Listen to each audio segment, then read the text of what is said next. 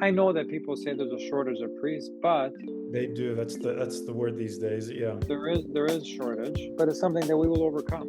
I'm very hopeful seeing people like yourself and others that are young and love the church and have this pure and authentic vision for what it means to serve the church. Hello, everyone, and welcome to Path to the Priesthood, the podcast where we sit down with Greek Orthodox clergymen from around the country, and we ask them what it was that guided them to ordained ministry in Christ's church. I'll be your host, Christos Papadimos.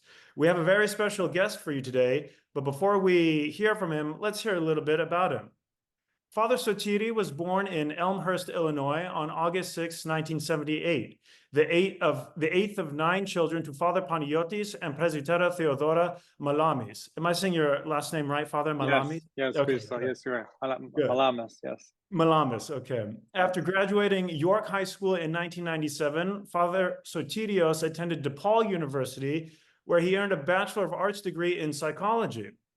During his 4 years at DePaul, Father Sotirios was the OCF president of DePaul University. In 2001, he attended Holy Cross Greek Orthodox School of Theology in Brookline, Massachusetts, where he received a Masters of Divinity with high distinction. He continued his theological studies at the University of Athens from 2004 through 2006 in the field of pastoral theology and religious education. Wow. While in Athens, Father Sotirios continued to pursue his interest in Byzantine music. His efforts enabled him to receive a teaching degree in Byzantine music. Father Sotirios married Presvytera Stephanie on July 8, 2007. On March 2nd, 2008, he was ordained to the Holy Diaconate at St. Demetrios in Elmhurst, Illinois. And on November 16th, 2008, he was ordained to the Holy Priesthood at Holy Trinity in Chicago. On September 1st, 2014, Father Sotirios began his tenure as Parish Priest, or Proistamenos, of the Ascension of our Lord Church.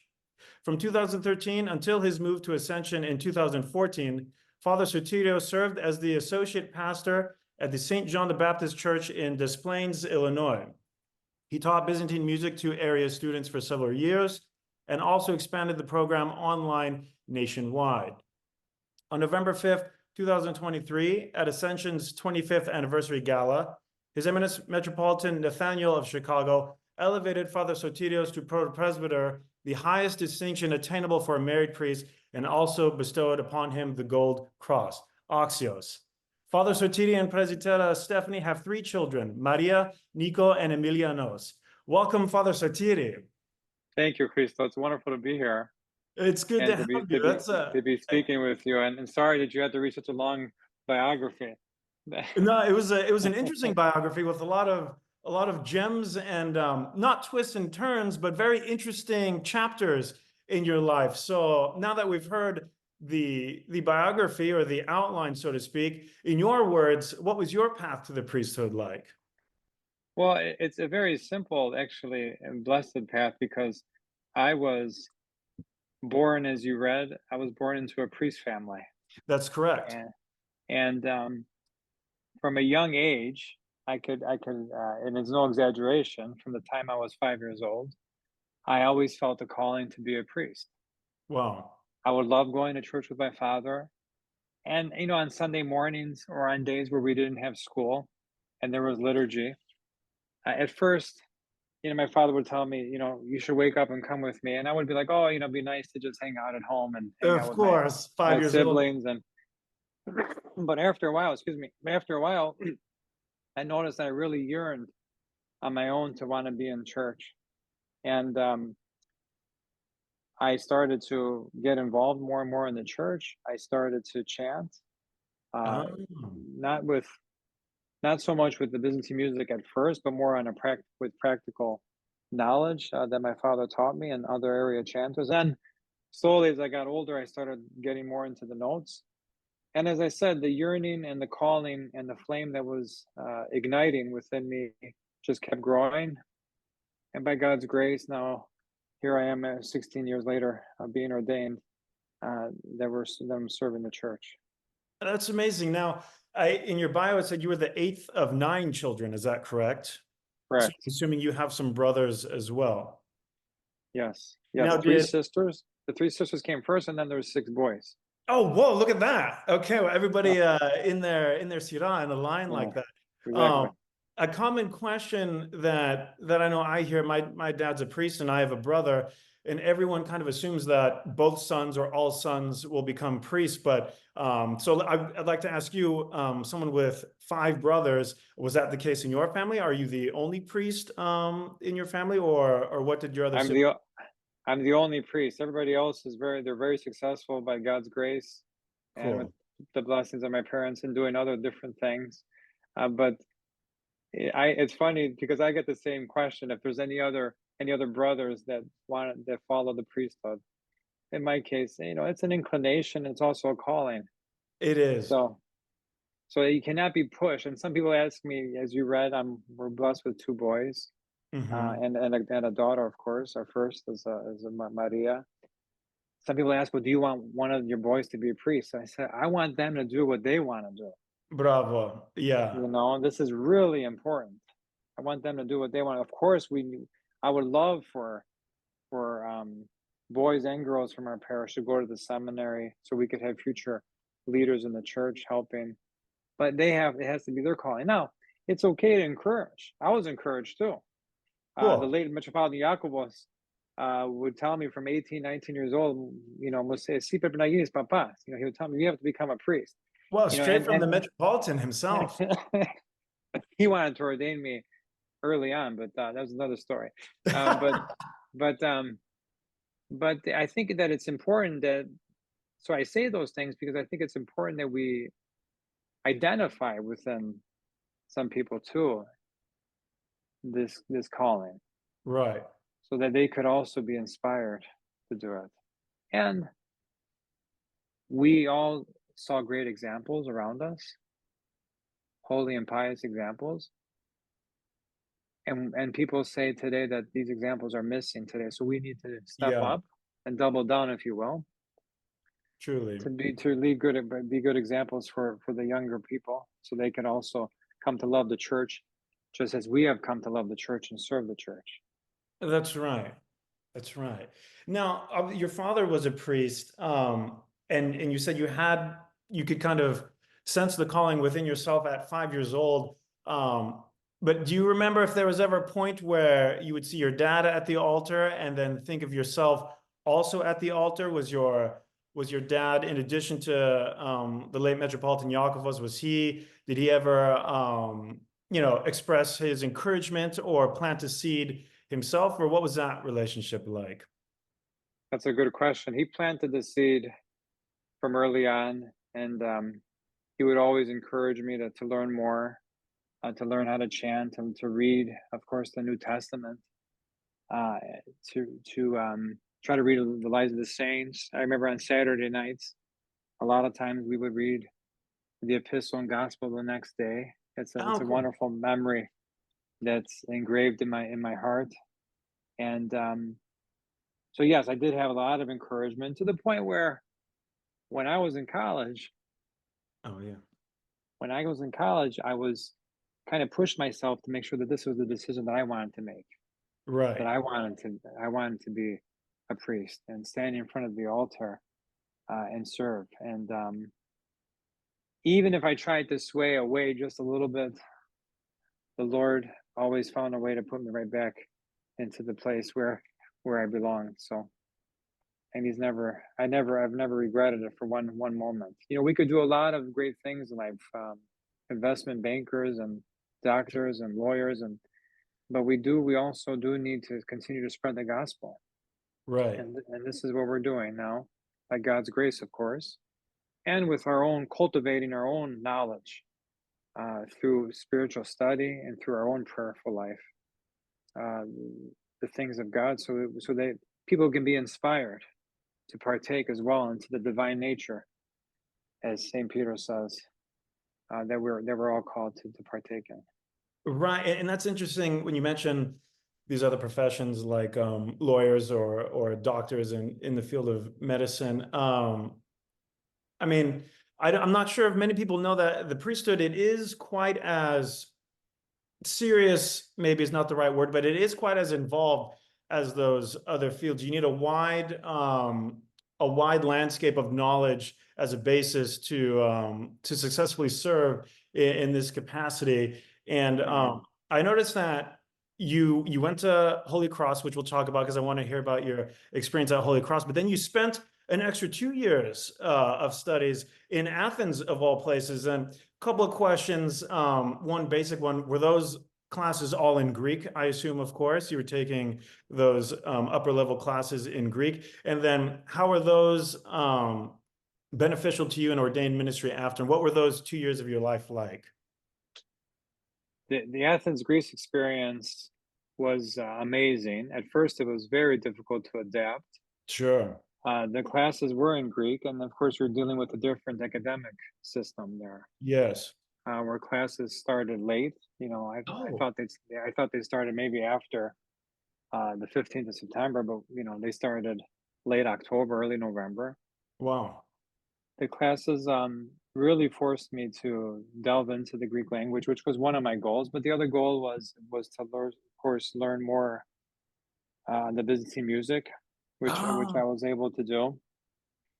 But by God's grace, God led me to be immersed into a parish life there, and I oh. was asked to become the Aristeropsalti, the chanter on the left side Mm-hmm. of a parish, Holy Trinity in Virona, which is just right outside of downtown Athens. Um, Verona, okay. yes, it's in the metropolis of Kesariani. And what happened there was uh, I realized that they needed help in the office as well. So I started working in the office, and No way. I started working with the Philoptochos. And Wait, I'm sorry. Can I ask a question? I did not, forgive me for not knowing, they have Philoptochos in Greece. I did not. yes, This is yes, okay. yes. This is very This was a interesting. big parish. This was a big parish. They have 5 priests. And Whoa. yes, they have 5 priests. They have Orthos and Vespers every day. Now we weren't as chanters. We didn't need to be there every day, but I went for a lot of the weekday services. They did Sure. 40-day liturgies during the Christmas fast, and every Whoa. Saturday morning there was liturgy.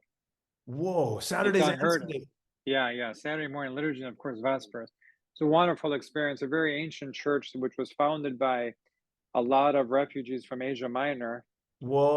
1922. So a lot Wow. of the streets in the area there are dedicated to, for example, they're called Neas Mirni or Sure. Chrysostomos Mirnis, and Virona is known also for having been visited several times by Saint Nicholas Planas. Hmm. He would serve liturgy just down the street from Holy Trinity at a small chapel called Saint Lazarus, dedicated to Saint Lazarus. Wow. So I was able to go in there. One of his rasos are there. No So way. that The was raso, I mean, not even yeah, investments, but like the raso is the the more, raso. the utility item for the priest. And so they had one of Right. his. Wow. And They have one of forgive me, his. I'm not familiar with him. When did he live? Was he a contemporary saint, I He's assume? a contemporary saint. He fell asleep in the Lord on March 2nd, 1932, Wow. and he was known as a very simple, humble, unlearned priest, but very wise, of course, and the virtuous. And I honor Saint Nicholas Planas, and by God's providence, I was ordained to the diaconate on the day of his feast day, on March 2nd. So that was a special blessing for me too. Wow. But so going back to the Athens experience, that was, as I said, I was immersed into the parish life there, and that fact of community helped me as well. Being living there alone, because you can just get lost in such a big city like For that. sure. For And sure. I was able to work things out where I was able to go to the church in the morning, spend some time in the office, and then go to my classes. And the ladies, the Philoptochos, they took care of me. They made a little lunch for me too every day, so I was very spoiled. That's Και the το, κα... best. και το I mean, καφέ το ελληνικό ήταν έτοιμο. oh, I mean, yeah, I they was had you very wanting for spoiled. nothing there. Yeah. Yes, You know yeah. what's So that funny? was 2 years of my life. Yeah, it sounds like it. And when you are far away from home, those little things like your Ellinikol cafe, your Greek coffee, like those little pleasures can kind of offset maybe the stresses or the responsibilities you have being kind of dropped in this new world, so to speak. We love Greece and we probably go there for vacation, but I'm sure that living and working and taking classes there is a different experience. It's like living there. You know, it starts getting dark after November. It starts getting dark early. You know, Yeah, it's you know, you basically. But Christo, since we're on Greece, I want to share something that I think is helpful for our topic here. please.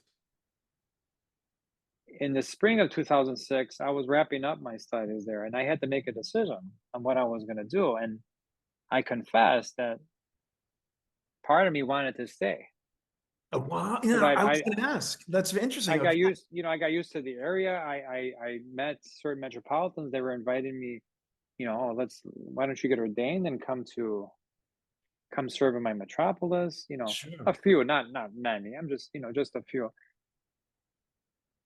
And the priest said, and I was praying a lot about this, and the priest said to me, without me even asking him, I'm not going to reveal who he is, but he's a spiritual father to many, and he's a priest monk on Mount Athos. He said Oh, to me, wow.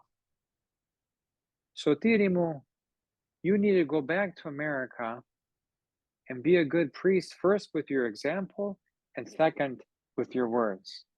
Ah, And those simple words that he gave me at the moment were the answer to my prayers. And that was it. I didn't turn back. I said, well, I have to go back to America and serve the church where I was born and raised in, sure. and help this church.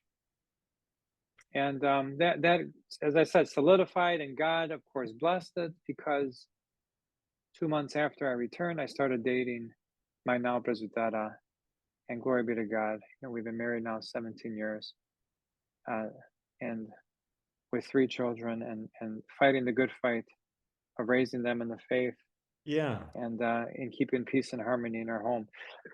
Excuse me, I apologize for this cough. Just getting over this cough.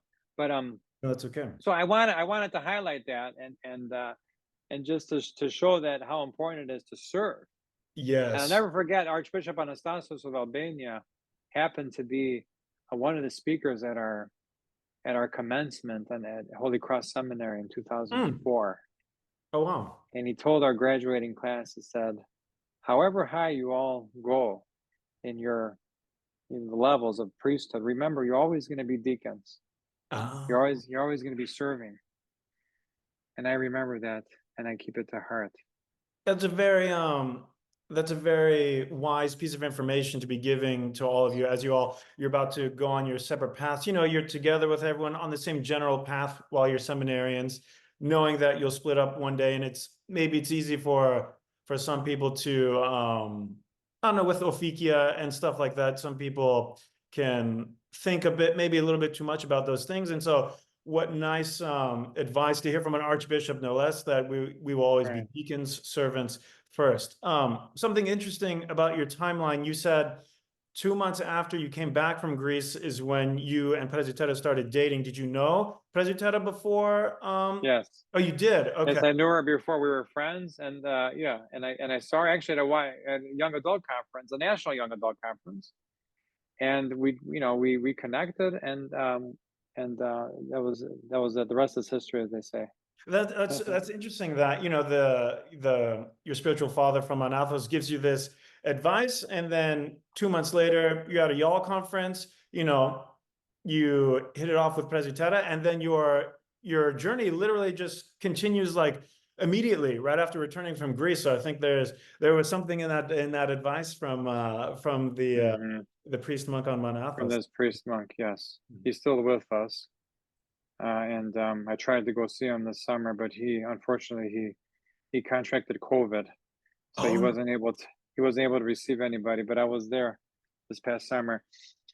But that's the service of the church, and of course, I'm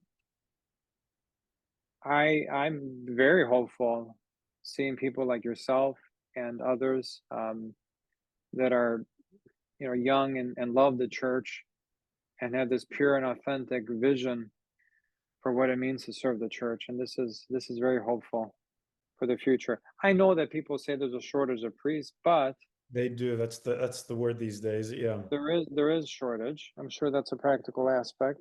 but it's something that we will overcome. That's right. We definitely overcome it.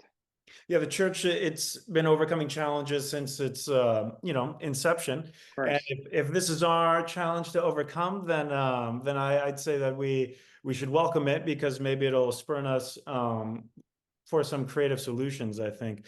Now, something that I find interesting about your journey is that, most sons of priests, they grow up and they feel an affinity for serving as an altar boy, which I'm sure you did as well. But it sounds like from a very early age that Byzantine music played a very important role in your experience and formation. And I just want to ask, what was it?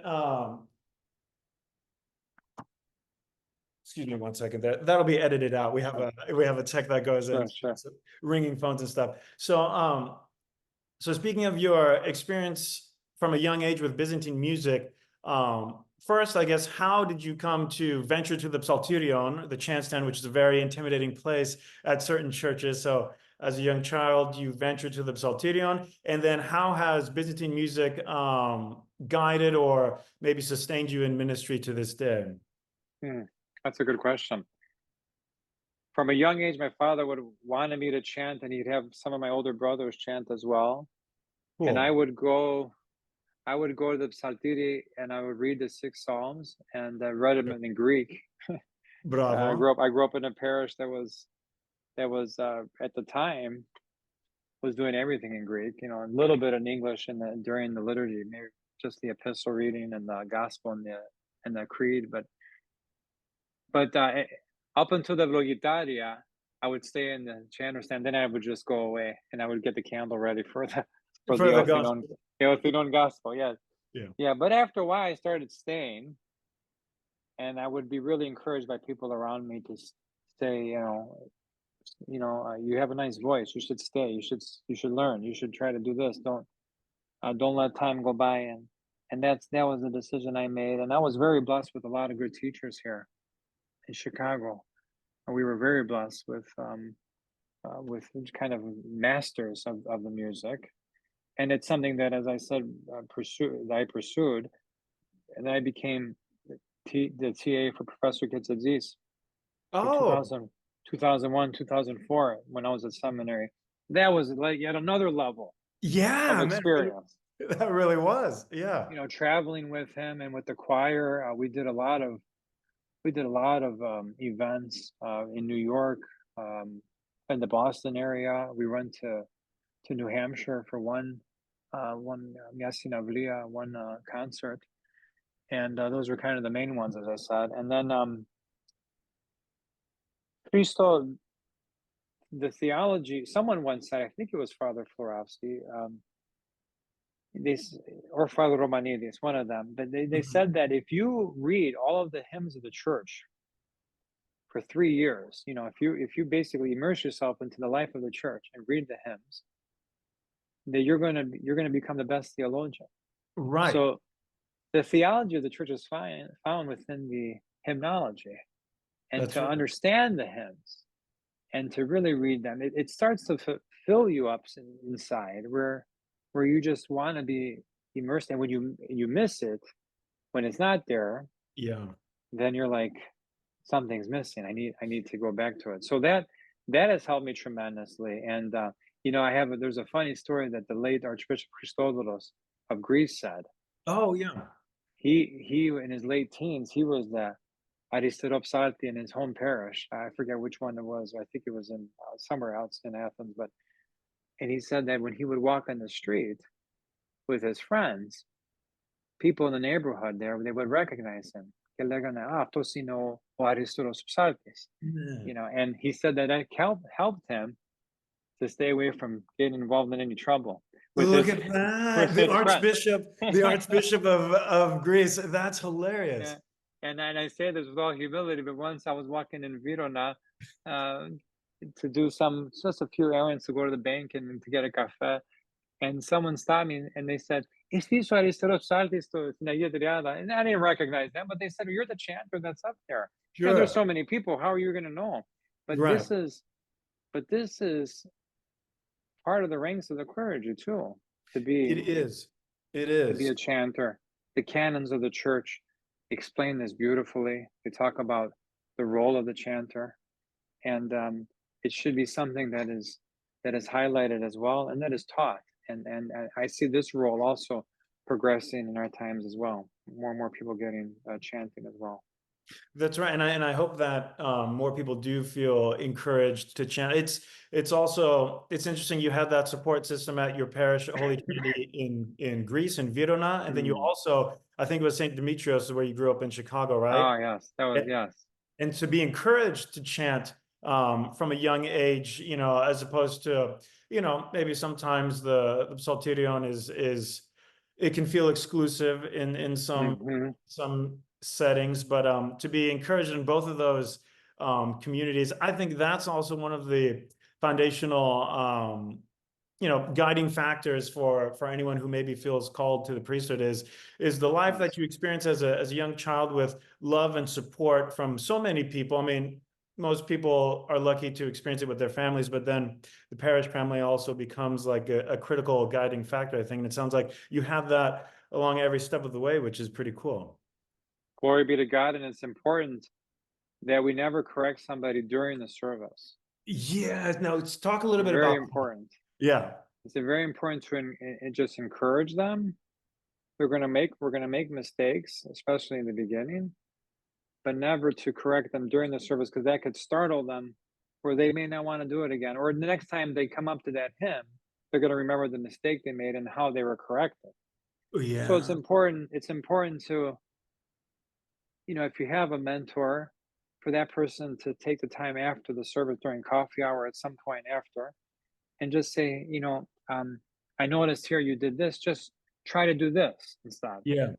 And that's helpful, because it's not always what is said, but it's the way it's said, Yes. where we have to be careful with. And this same approach can be used in all facets of Truly. life too. Even Truly. with our kids, I see with my kids too. I try not to just get after them right away when they do something. Yeah, it's not that. Yeah. Yeah, exactly. Or the tikanis, that was always the, what are you doing over there? That was kind of like the reaction we got. But it's Yeah. important to encourage them so they can come love the church, and then God's grace does the rest. I mean, Yeah. we can lead them Yeah. just like we were all led. And I think that's what's important too, is, you know, correcting someone, you know, speaking the truth in love, so to speak, like correcting someone because you want them to know the correct way or the true way for their best development, not to show that maybe we know more than they know and, you know, you were wrong, do it this way, do it that way. I remember when I was still a seminarian, I was traveling around the country and I was visiting a friend and happened to be at his church for Orthros. And, you know, back at the seminary, let me just say, I didn't apply myself as much as I should have in Byzantine chant, which is, you know, my own krima, because I do love it. But, you know, I would still make my way up to the chant stand and do what I could. And I was at a parish once with one of the best psaltis I've ever heard. So that was kind of intimidating. But he was also one of the kindest men that I've ever encountered at the chant stand. And so, you know, I'd make a few mistakes, and I know I would during the service. And he didn't say a single thing to me. And then later I found out that when this man was young, because my friend who worked at the parish told me, he would get so worked up about making mistakes that he would have his hands on the stasithi, right, during the service, and he would get so worked up over a mistake, he would actually make nail indentations on the stasithi because he would just tense up so much. And his point in sharing that with my friend was how, you know, pointless it is to kick yourself so hard over these mistakes. Right. The reality is so few people know, even if you do make a mistake. So yeah, that just kind of helps me always to feel more mellow, just to understand, like, hey, even the best psaltists today made mistakes when they were learning, and I think God just loves to see the effort of us trying. That's right. Yeah. That's right. And if I remember, I was at your parish for Metropolis of Yes. Chicago Oratorical festival. yeah, which is interesting about the Metropolis of Chicago, because you have a Byzantine chant component to the oratorical festival, right? Mostly it's just You're correct. speeches. Yeah, and if I remember, your sons were participants, were they not? Yes, and my daughter, she was So she all won three. first place. Yes. Oh, Yeah.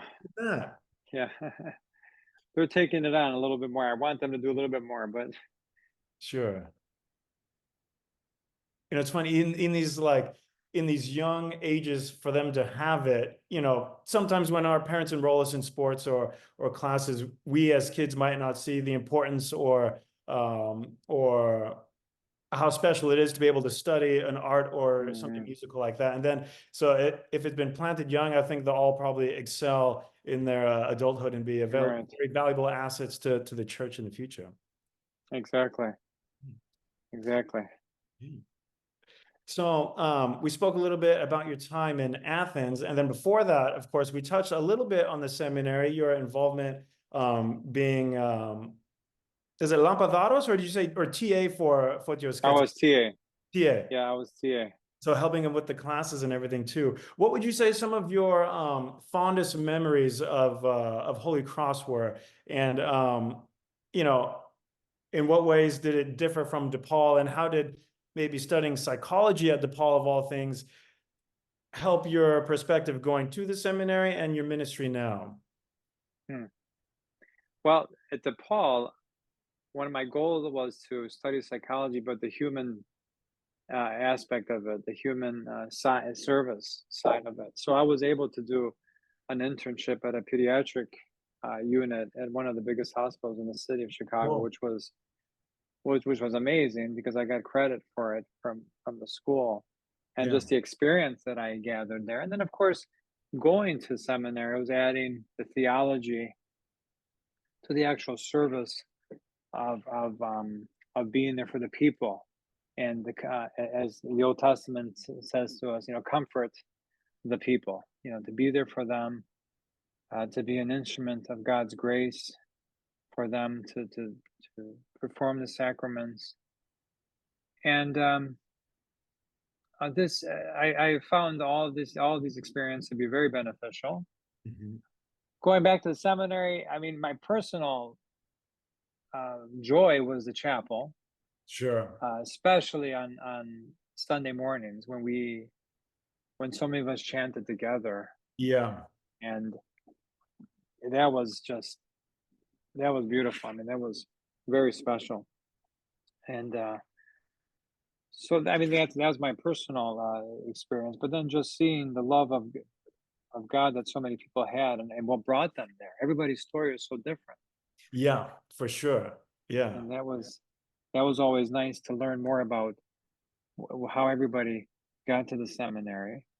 Some people were still searching. Some people did not end up becoming priests, but that, we're not judging them. But just them being there was wonderful, and you weren't alone. That's the big difference between the secular school and Huge and our difference. seminary too, of Yeah. course, because you're all looking in the same direction, right? Prosanatola, towards the east, but toward the right direction, and how we should be in our life. So that was very nice. I remember those days very well. I graduated 20 years ago, so from Holy Cross, so it feels like it was yesterday. Doesn't it? The experiences are so unique and the services are so unique because, like you said, you're together with your classmates and schoolmates, serving the services yourself in the chapel for whoever the chaplain is for a particular service. And then you go off into your parishes, and the services are never quite the same. They're still beautiful, of course, and they still are, invoke that kataniksi, but they're never quite like they are at the chapel. And so even though obviously we experience Holy Week every year in parish ministry, but to this day, I think I graduated 6 or 7 years ago myself. Every time we begin Holy Week, I go back to that Holy Week seminar. We had Father Zamaris was in charge of that. I'm not sure if he was during your time, but that Holy Week was so unique to me because it's unlike another one I'll probably ever experience. So that is something that I think about and sustains me to this day, as I'm sure your experiences with, Fotios Right. and all these kinds of things sustain you to this day as well. Now, what's interesting is that you have the Byzantine music experience. You're connected with Mount Athos? It sounds like not only with the monks there, but you maybe visit there when you can. Mhm. You're very in tune with the spiritual side of the priesthood. But then you also, it sounds like, put on a hard hat and built a brand new church structure to the tune of $9 million, which there is no class at the seminary on how to do that. I don't think there was a class in your studies in Greece that that laid out a plan towards something like that. So what was that experience like? The challenges, the blessings? Because it's something we are seeing these days. A lot of our churches are getting older, and so they're needing a type of renovation or revamp. If it's not the entire church, it's a church hall, and yeah, there's no kind of heads up for that at the seminary. So what was that experience like for you? That was a very good experience, and it was as a lot of the older priests who had a lot of experience were telling me when we embarked on the construction project. They told me that this is a university in itself. This is Oh, you're going to learn so much about yourself. You're going to learn so much about working with other people, and for me, there were challenges, but first of all, I'll start with the blessings. The blessings that we received was for 21 months we were basically displaced, and we oh, had to, yeah, we because we couldn't, we were building the church on our property. uh, We needed to. We went down the street and rented the cafeteria at the middle school, which is just a half a mile down the street from us, wow. and I kind of jokingly we always had to move the ketchup and mustard cart out of the way, and I would joke with the altar boys, from time to time. I would say, boys, no, there's no ketchup and mustard with the andidero this day. It's just plain andidero. And That's funny. so the challenge, Cristo, that I found as a parish leader at the time was, how do we continue to bring people into a cafeteria? Yes. Uh, with very little icons. We had makeshift altar. We had to set it up and break it down each day, Every week. Wow. Yeah. every week. And by God's grace, what we realized with our consistency and with keeping the ministries alive, by doing various things. We even did a trip to the Holy Lands during that time. Whoa. As a parent. Yes, as a parish, we took 30 pilgrims went. And I made sure they were just from our parish, because I wanted to, because you could open up a pilgrimage and To a you can bring metropolis. a lot of people, Yeah. but I wanted to be our parish. And what I realized was that we were growing in numbers, but the parish was coming even closer together. So that when the time was going to come to open the doors of the church, we weren't just going to be looking at each other like, well, who are you and what's going on here? But we That's, had yeah. ministries, we added ministries. We That's added amazing. two, yeah, and then that was a big blessing for us. And then, from June of 5th, 2019, His Eminence Metropolitan Nathaniel, who we were very blessed to have as our metropolitan here for the last 6 years, Mhm. he opened the doors of the church, and it was his first Fidanixia as a Wow. metropolitan, Look at and that. that was a blessing for him, and but for our parish as well. So each year, by God's grace, we've been able to add more and more stewards. It's an area that's growing. Our Sunday school has reached a record number of students, Wow. and our Greek school. And of course, all the ministries, by God's grace, are flourishing. And I think people are yearning. They may not know it at the time, but they're yearning for a parish life, a parish Yeah. community. Yeah. And when they find it, they embrace it and continue on. I mean, that's amazing.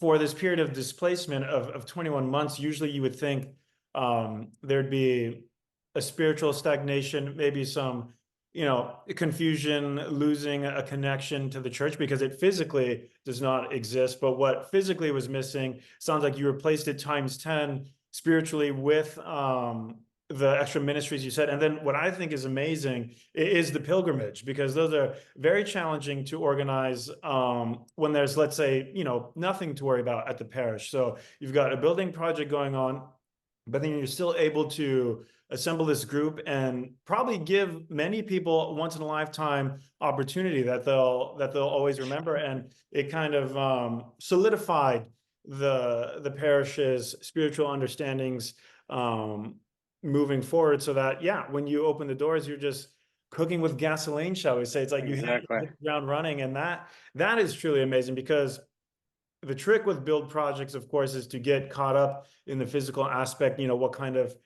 rocks, or not rocks, but what kind of materials are we going to use here? Right. It can be pretty mind numbing. What kind of bolts, what kind of door handles and stuff like that.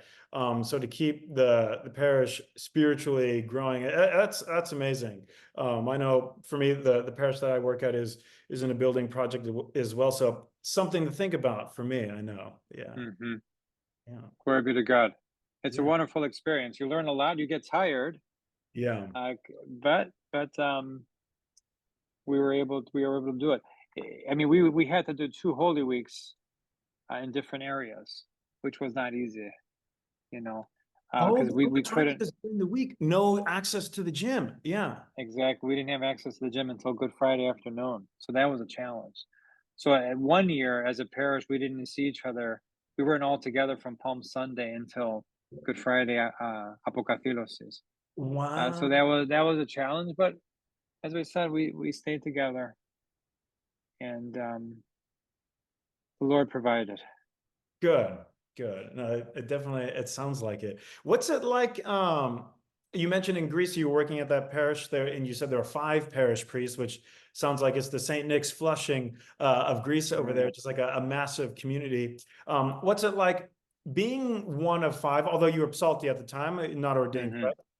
But Right. seeing what it's like to maybe be like one of 5, or one piece of a bigger puzzle, and then um, to be the guy yourself, to be the Proistamenos. Did you spend time as a voitho between Greece and active ministry, or did you go straight to Yes. Well, yeah, yeah. In Greece, I was not ordained, Right. so I was a lay person. So I was able to see how the parish ran. It was very organized, but very different in regards to the fact that the sacraments were split up. Every priest just one priest did a wedding, the other priest did a baptism, Look at that. and then there was a few chapels too that they served. Oh. So that added, excuse me, that added a lot to the organization. But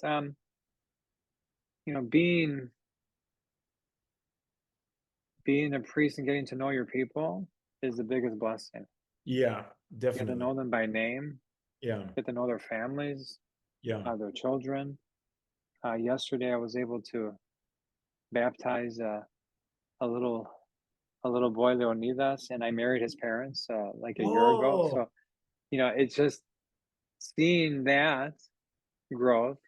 And there's other examples too of baptizing siblings now, and marrying their parents, and Cool. that's a blessing, Yeah. and that when they're immersed into the community life, it reminds us of that famous proverb that it takes a whole village to raise a child. Yes. And my kids, being ages 16, 13, and 8, they're also part of this journey as well. They are. And sometimes I remind them what I used to hear. Remember, everyone's looking to see your example, so be good. I try not to do it too often, but it's Dad and I, whenever we have a chance, we'll let them know that, be a good example. And I remember hearing that. I couldn't. I kind of like. Wasn't that great. I used to cringe when I used to hear that from my parents, but I understood what they meant. Yeah. Yeah, there was something. Yeah, as kids, we were always, we wanted to do our own thing, but so that's a true blessing. We see so many commitments that our parents are making today, and we're not immune, because they're involved in sports, they're involved in different activities that they're so time consumption of It's these on a different level activities. these days. Yeah. It's a very different level. And years ago, family therapists were saying, be careful, not to have your kids involved in that many sports throughout the year because the family just falls apart. Because Whoa. you have one child in practice over there, you have another child who has the game over there, you have your own life, and you Yeah. have two parents. Typically it's not a luxury but a necessity to have both parents with an income Yes. to help with that. So we have to be careful, and I try to remind parents with a lot of love and compassion. I remind them that make church a priority. Sunday Yeah. mornings, even if they're involved in sports, I can understand a tournament here and there, but not to get into a habit of having Sunday mornings, dedicated to another altar, whether it's a soccer field or the Yeah. basketball court. Because that's what it becomes. They make real sacrifices for things like, the soccers, the softballs, the t-balls, what like that. They're Right. sacrificing kind of that direction when, the ideal would be to sacrifice for church and Christ, of course. Yeah, it's interesting. A lot of parishioners here observe that a few decades ago, the church was kind of the infrastructure for life outside of the home, like the activities, whether it was church sports, everything from basketball, or even the Greek school and the Sunday school. When you were not at home, you were at church, and maybe you played one sport in school. And so the church used to be the center, and now it's like the church is trying to crack into, the new center, which is all sports and clubs and these different Mm. things, and to just be a part of something that it used to be a whole of. So that's an interesting dynamic that we're all against these days, from the Right. churches to the largest. Yeah. Yeah. Right. Yeah. We only get one chance to raise our kids. So this is the opportunity now.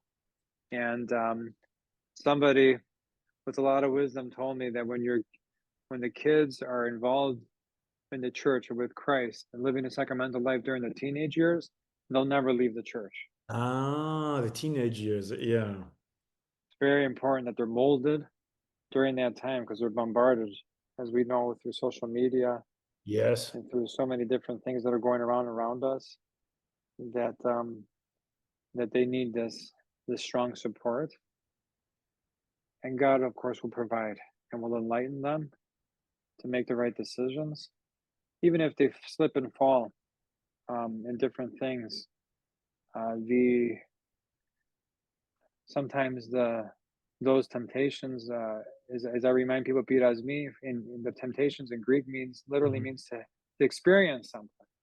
Oh, You do experience so that you can understand where the pitfalls are or what triggers certain things, and that's a great help for us in our walk that's a as we great way to continue look to at it. grow. I mean, usually, it's the idea is no, no, no, stay away, don't. But sometimes you have to let these experiences happen that Mhm. will often, redirect them back to where they feel that they should be. So that's interesting to keep in mind. All Um, right.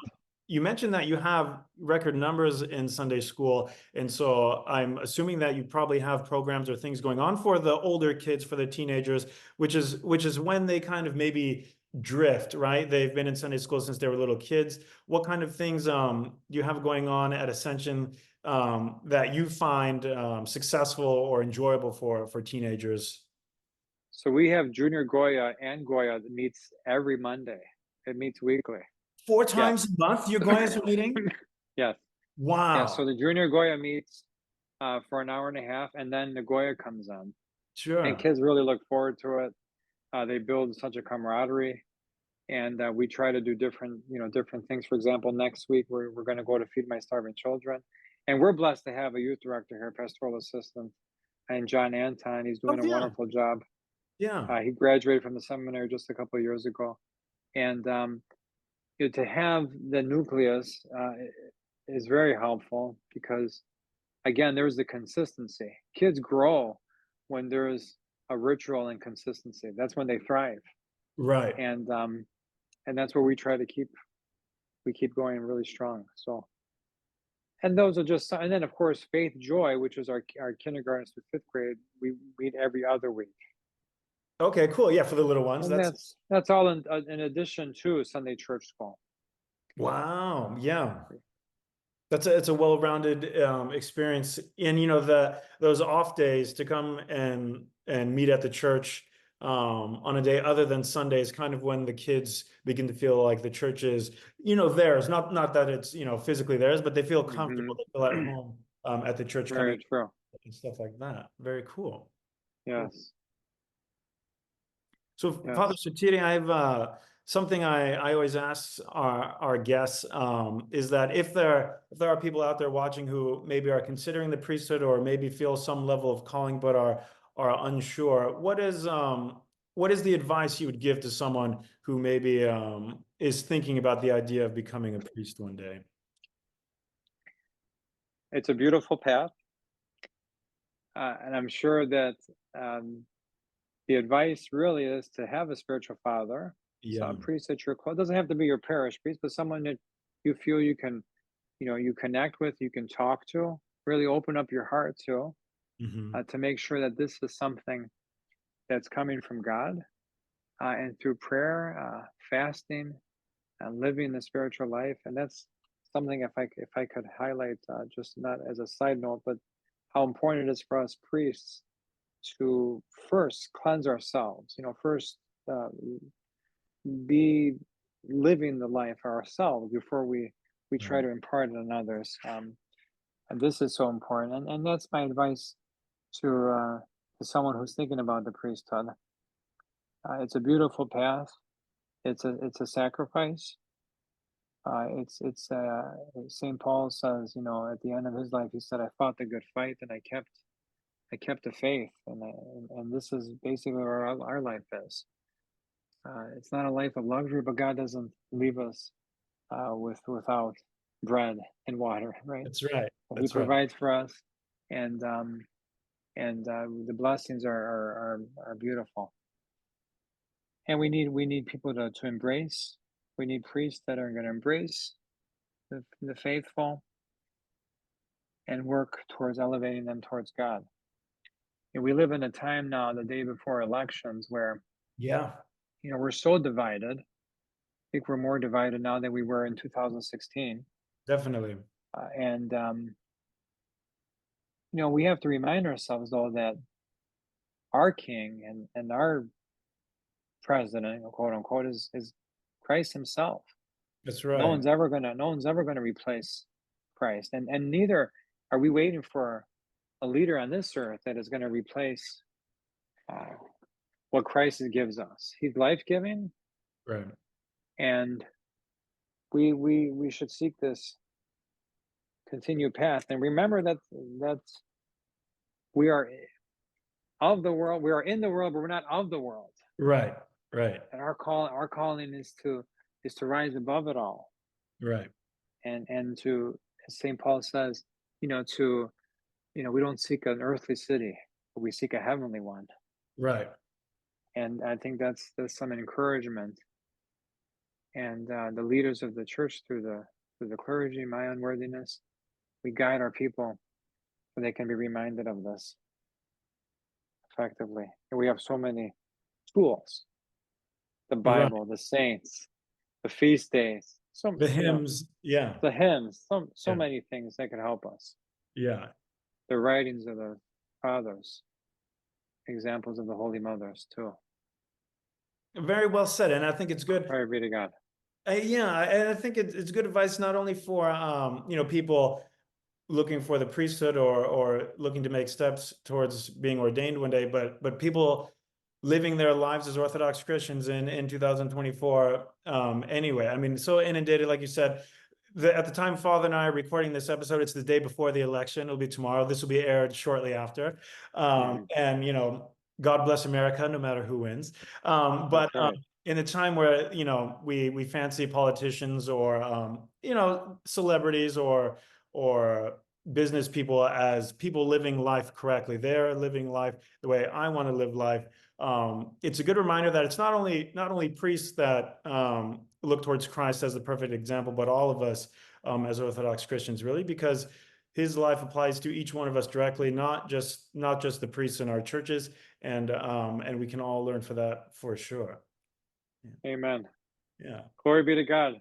Amen. Amen. Well, thank you, Father Sotirios. This was very fun for me to sit down and be able to record this episode with you. We met at Oratorical Festival. I have some cousins at your church, and I enjoyed meeting you then. And it's always good for me to sit down with people like you and hear about your experience to inspire others. And I always end up inspired myself at the end of these talks. So I appreciate you joining us.